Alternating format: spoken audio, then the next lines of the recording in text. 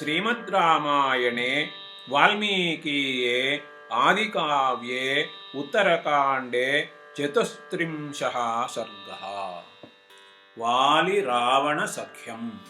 अर्जुनेन विमुक्तस्तु रावणो राक्षसाधिपः चचार पृथिवीं सर्वाम् अनिर्विण्णस्तथा कृतः। राक्षसं वा मनुष्यं वा शृणुतेयं बलाधिकं रावणस्तं समासाद्य युद्धे ह्वयति दर्पितः। ततः कदाचित् किष्किन्धां नगरीं वालिपालितां गत्वा ह्वयति युद्धाय वालिनं हेममालिनम्। ततस्तु वानरामात्यः तारस्तारापिता प्रभुः उवाच वानरो वाक्यं युद्धप्रेप्सुम् उपागतम्। राक्षसेन्द्र गतो वाली यस्ते प्रतिबलो भवेत् कोऽन्यः प्रमुखतः स्थातुं तव शक्तः प्लवङ्गमः। चतुर्भ्योऽपि समुद्रेभ्यः सन्ध्याम् अन्वास्य रावण इमं मुहूर्तमायाति वाली तिष्ठ मुहूर्तकम्।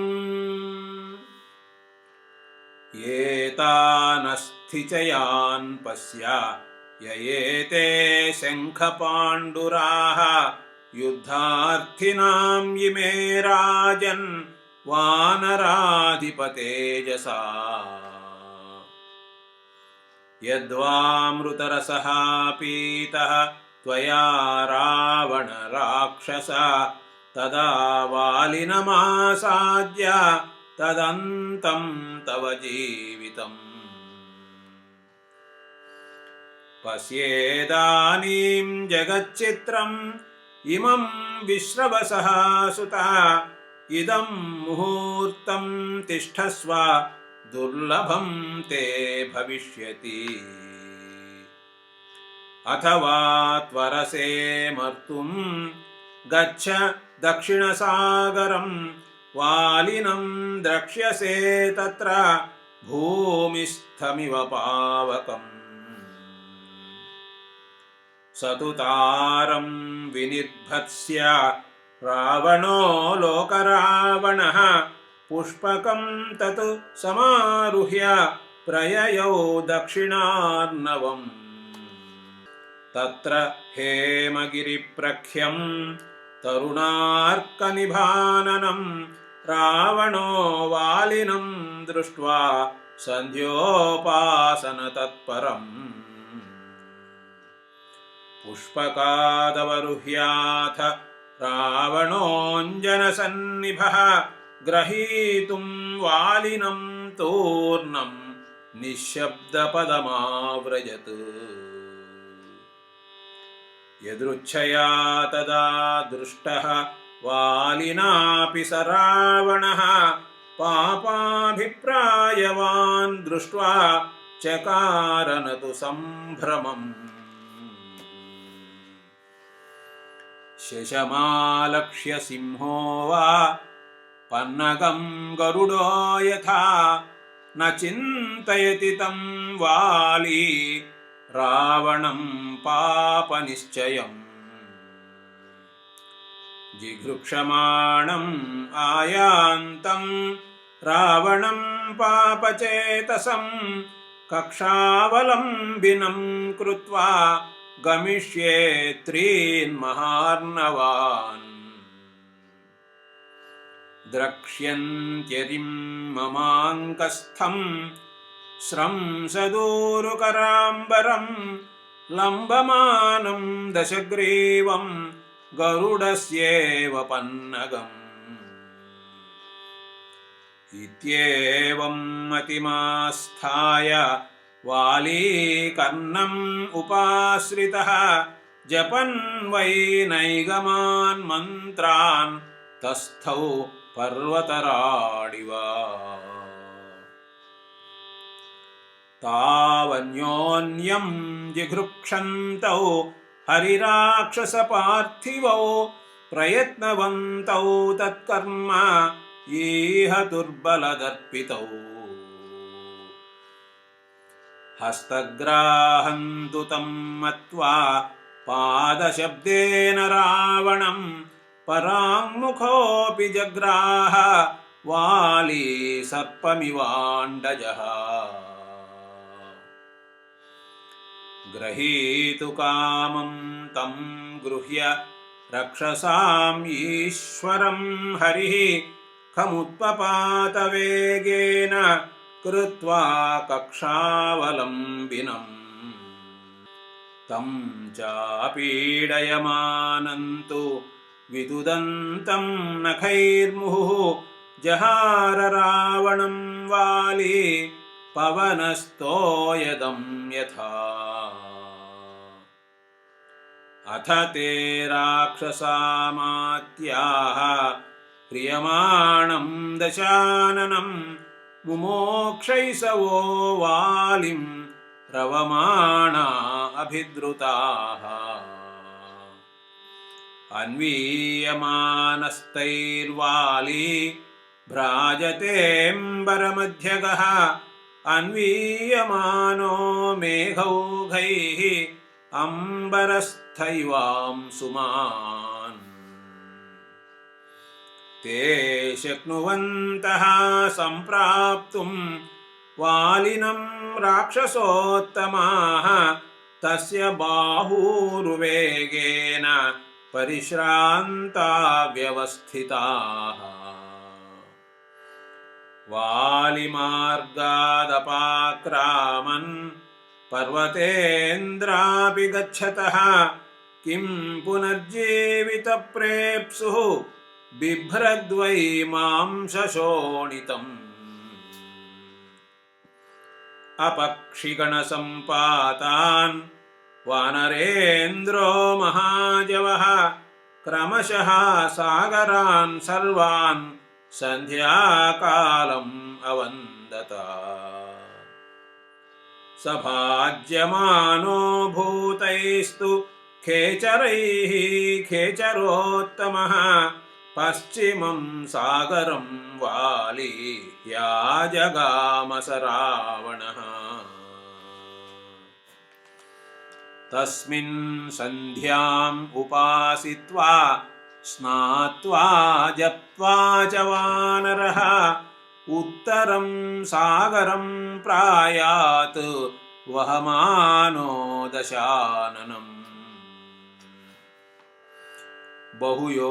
बहुयोजनसाहस्रं वहमानो महाहरिः वायुवच्च मनोवच्च जगाम सह शत्रुना उत्तरे सागरे सन्ध्याम् उपासित्वा दशाननं वहमानो गमद्वाली पूर्वं वै समहोदधिम् तत्रापि सन्ध्याम् अन्वास्य वासविः स हरीश्वरः किष्किन्धाम् अभितो गृह्य रावणं पुनरागमत् चतुर्ष्वपि समुद्रेषु सन्ध्याम् अन्वास्य वानरः रावणोद्वहनश्रान्तः किष्किन्धोपवने पतत्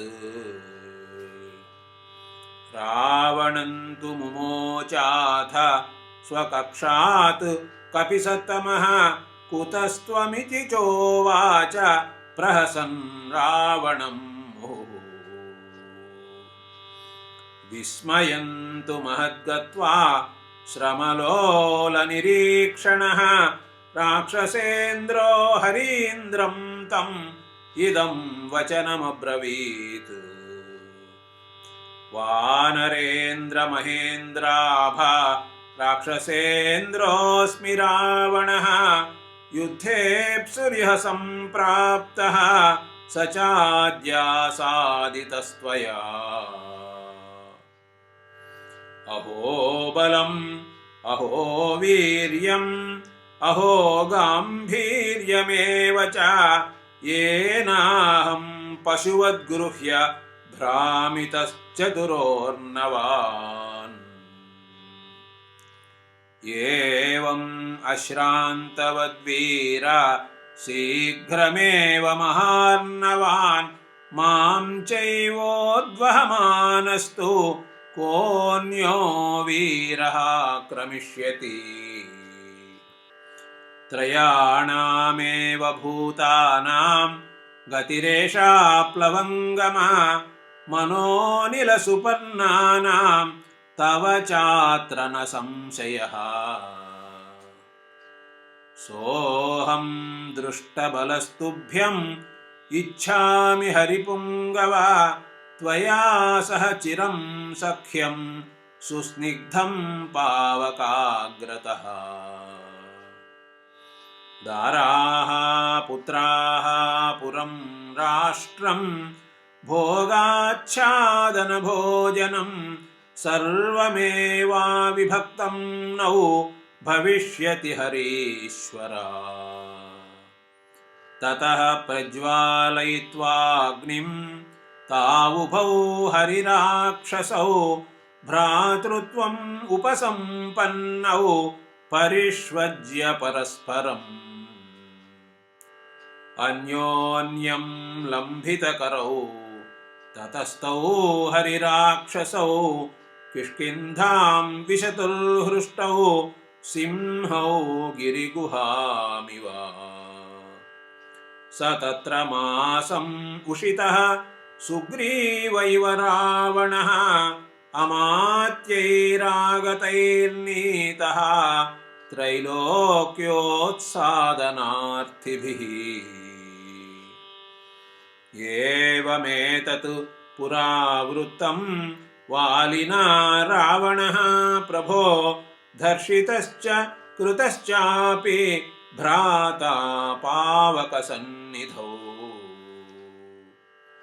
बलम् अप्रतिमं राम वालिनो भवदुत्तमं सोऽपि त्वया विनिर्दग्धः शलभो वह्निना यथा